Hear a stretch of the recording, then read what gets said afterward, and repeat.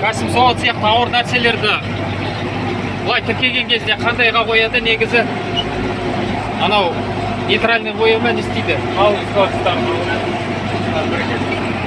Малый скоростьқа қоямыз.